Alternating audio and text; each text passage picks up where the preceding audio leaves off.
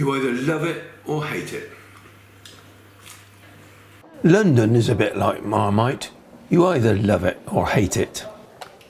If you were to ask people, do you visit London? They may say, it's too busy, too noisy, and too expensive. Yes, you could say all those things and more, but you could also say, it's exciting, it's vibrant, and there's always lots of things to do. Whatever time of the year you go, there will always be something of interest going on. We try and go once a year, but instead of expensive hotels, we take our caravan to Denham, which has a train service direct into Marylebone Station, and from there, the tube to anywhere you like. This visit was planned to coincide with the Trooping of the Colour. With only a couple of days in the city, we wanted to pack in as much as possible, so it was important to plan our time there to get the most of it. Organised tours are one way to get the best from a short visit. This tour was on the 7th of June and was the day before the Trooping of the Colour. It was planned to show us the route taken, some of the rehearsals, plus the best vantage points for tomorrow's big event.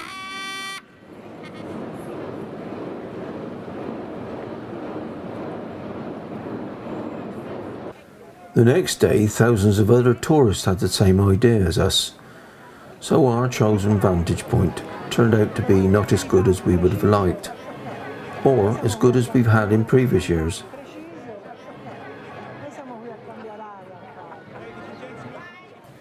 Still, the atmosphere was great, and once we jostled for position, we settled down to wait for the big parade.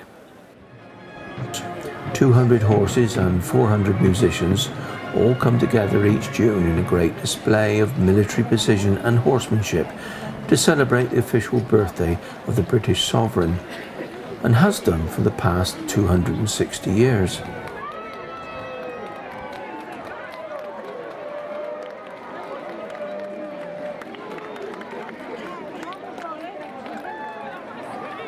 The streets are packed with tourists from all over the world, waving their mobile phones and trying to get that photo of this spectacular event.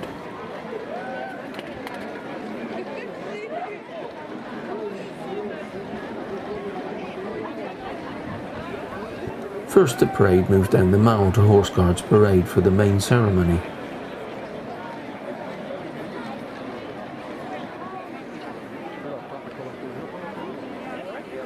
During the long wait, the guards are inspected just to make sure all is perfect for the Queen's return, although I suspect it was a little bit more of a show for the tourists. Finally, the parade heads back down the Mall to Buckingham Palace.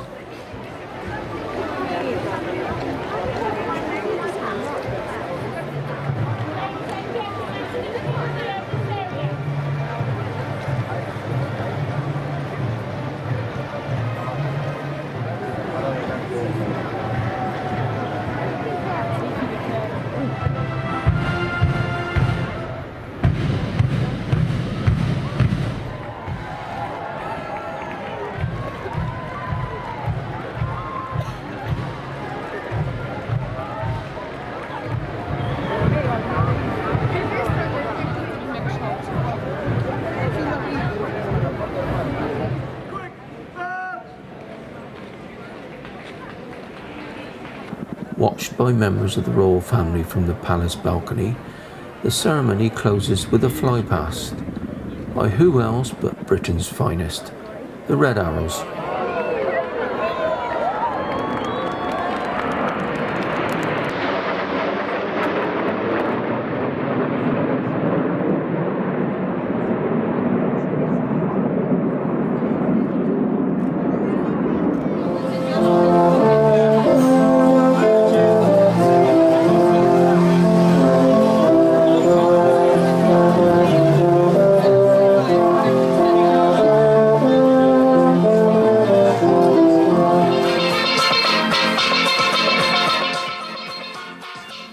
December is also a good time to visit, so in 2015 we treated ourselves to a trip for our anniversary.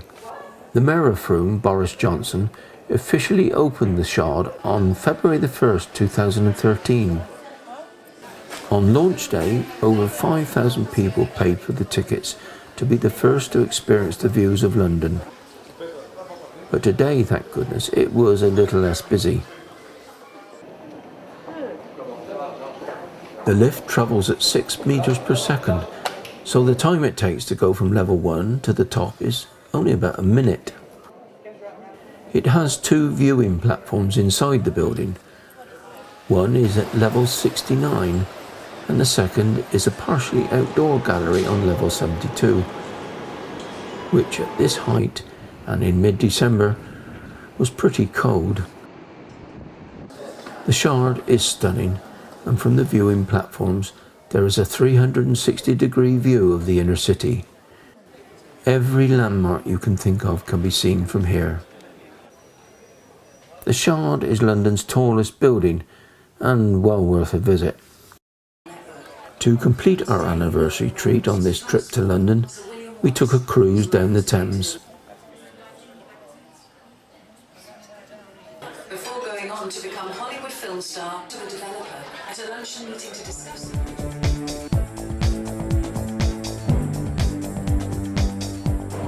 It's Thursday, the day before the big day. Kate and Will be rolling down this mall tomorrow sometime. And we're here on Thursday. As you can see, the mall is fairly empty. Tomorrow they expect in excess of 5 million people. So when we come tomorrow, I do not expect to get anywhere near this spot. So we're just starting this film off to show you just how empty it is today, and tomorrow we'll show you all these people. April 2011 was the date for the royal wedding of Kate and Will, and was just one more excuse for a short visit to London, so as not to miss out on the great event. The day before the wedding, we strolled up the Mall to find the party had already started. That is water, isn't it? People were already arriving to claim their prime spot along the Mall. Some were camping out all night to ensure the best possible view. I was curious to know why people had turned out quite so early. My name's George, I live in London, and I've come to see the Queen. Started off at 8:30 in the morning, so we've been here for quite a while already, and it's going to be a real big event, so we thought we should join in and make it even bigger. So where are you sleeping tonight? On the floor, on the tarpaulin we'll be. In what? Sleeping bags and wheelie bin liners. We're sleeping in my daughter's festival tent that she uses for Glastonbury. For fans of royalty, this was going to be the wedding of the year. Not only for us in Britain, but surprisingly from all over the world. Hey, I'm Debbie Repstock. I'm from New Orleans, Louisiana, and we're here for the royal wedding. We've been thinking about it since the day they announced that we booked that trip. I'm here for the royal wedding, of course, and I'm from Auckland in New Zealand. And how long have you been here? Since Tuesday. Came specially for the wedding. You're joking. Following the route to Westminster Abbey, even more crowds were jamming the streets, settling in for a long, but I suspect an eventful night.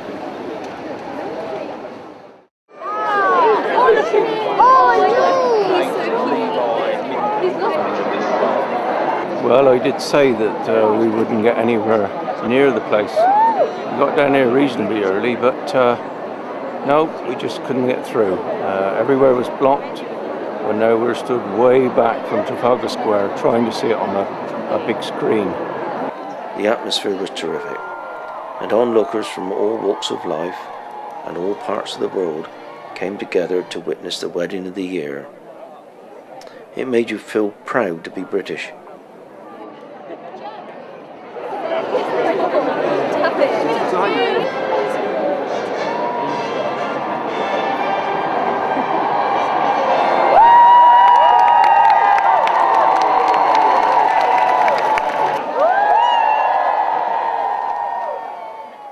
In Trafalgar Square later, there was a party atmosphere. There was dancing, singing, and all kinds of mad behaviour. Everybody! Congratulations anyway.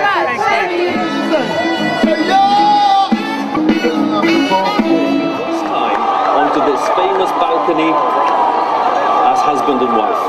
Just coming into sight, and a second kiss to delight the crowd.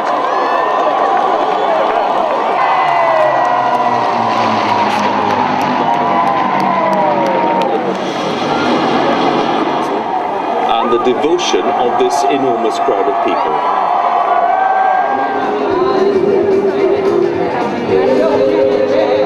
And the highlight of the day was really the couple coming in the balcony and the kiss and the royal kiss. For me, it was the highlight.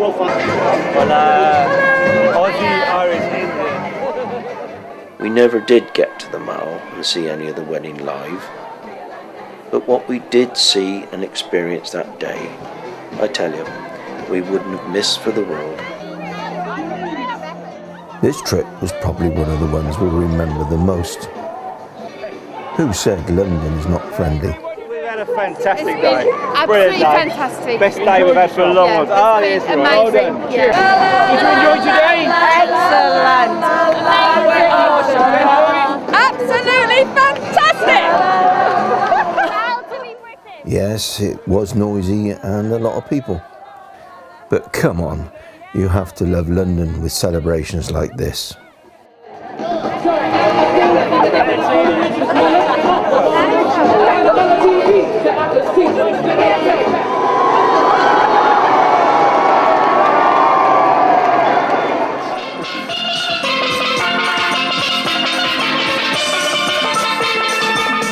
Like I said, London is a bit like Marmite. You either love it or you hate it. Well, we love London, but I hate Marmite.